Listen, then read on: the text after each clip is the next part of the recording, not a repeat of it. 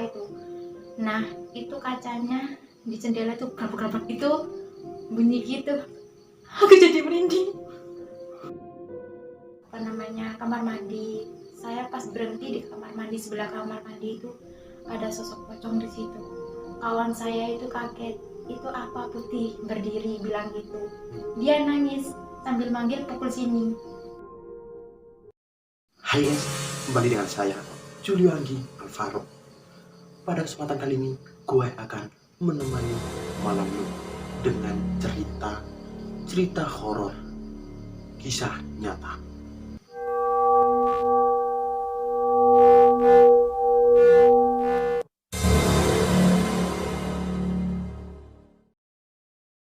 Oke guys, pada video kali ini gue kedatangan seorang tamu yang mempunyai segudang cerita horor, cerita mistis, yaitu Mbak Dewi Anggraini.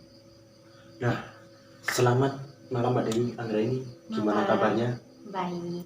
Oke, Mbak Dewi Anggraini, perkenalkan dulu kepada penonton yang menyaksikan video gelapnya malam ini.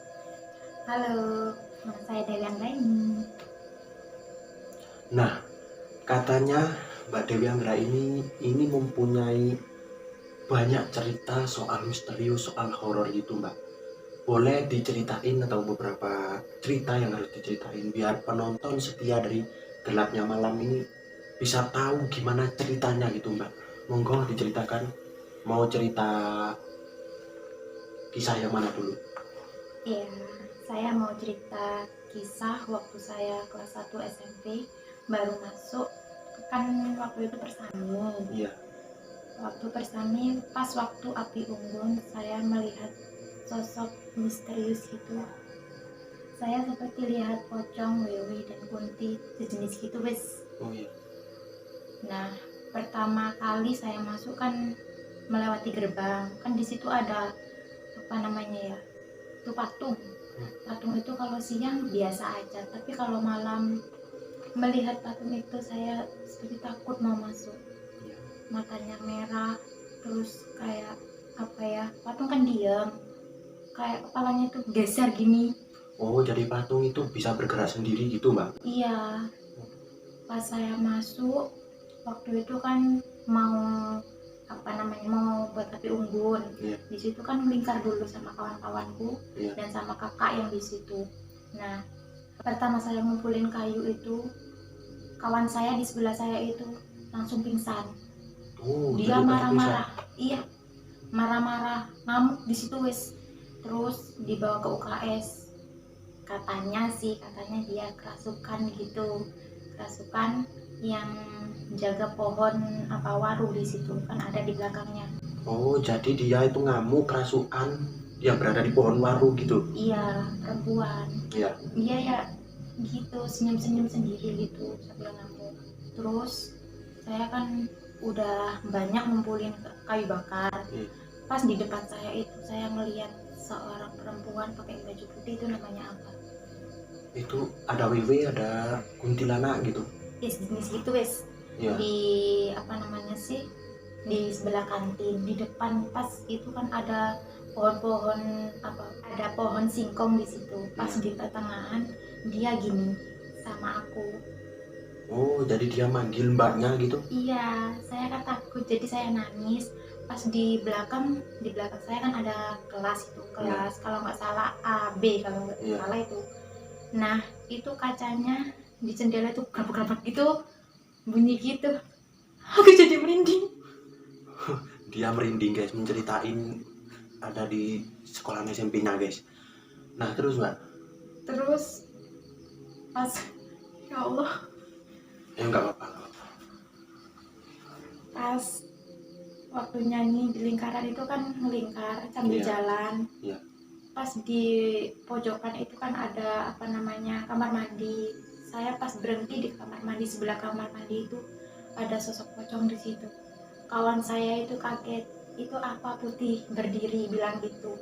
Dia nangis sambil manggil pukul sini. Jadi dia pingsan, saya tertarik jadi jatuh bareng. Itu saya bilang gini kakak saya, kakak Persani Iya. bilang ini, jangan sampai kosong pikirannya, bilang gitu. Nah pas waktu itu udah selesai kan tidur semua, udah nggak ada perempuan atau laki-laki yang bangun. Berkeliaran gitu kan. Iya, itu keluar dari tenda ada sosok perempuan sama pakai baju pramuka, dia jalan ke arah mana, utara. Iya. Dan sebelah sekolahan saya itu ada makam sebelah sekolahan saya itu. Saya nggak tahu kalau di situ ada makam, soalnya kan agak jauh belakang. Iya. Jalan ke situ, kenapa dia tembus? Oh, jadi ada penghalang atau tembok gitu ya? Iya, dia tembus. Kan jadi perempuan jadi-jadian kalau bilang saya ya. Iya. Perempuan jadi-jadian.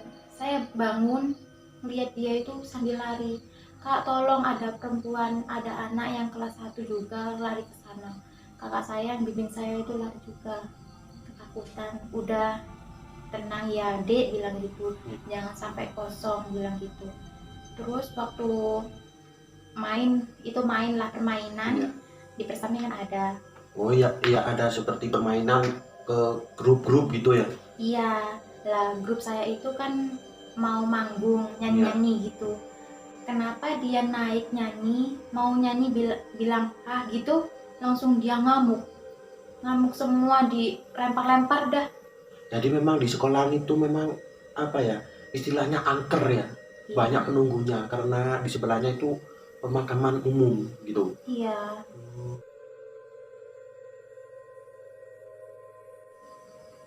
Pas waktu jalan-jalan ke kuburan juga Kak. Iya.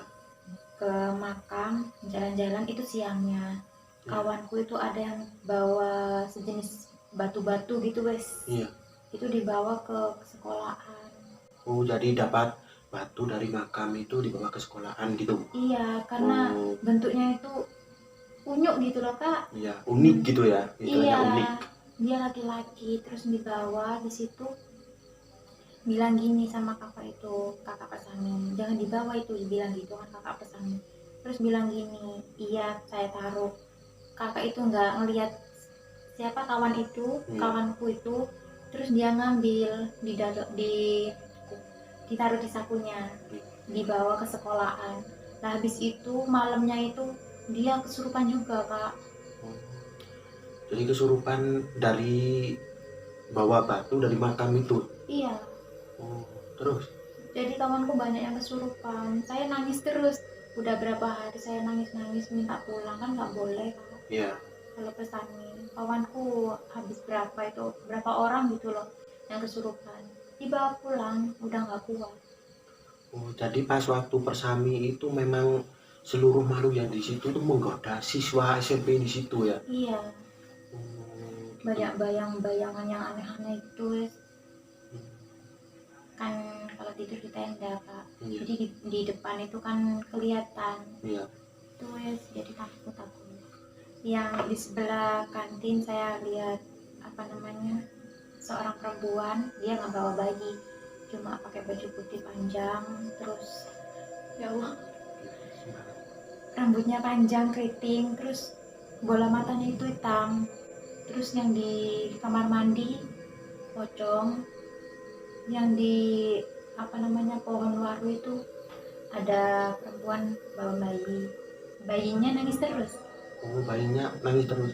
Itu iya. Yang di situ pas bayinya nangis terus itu cuma Mbak sama teman Mbak yang bisa dengar atau memang seluruh siswa yang ikut Persami yang dengar itu? Kalau yang bayi itu cuma saya yang lihat, saya yang dengar.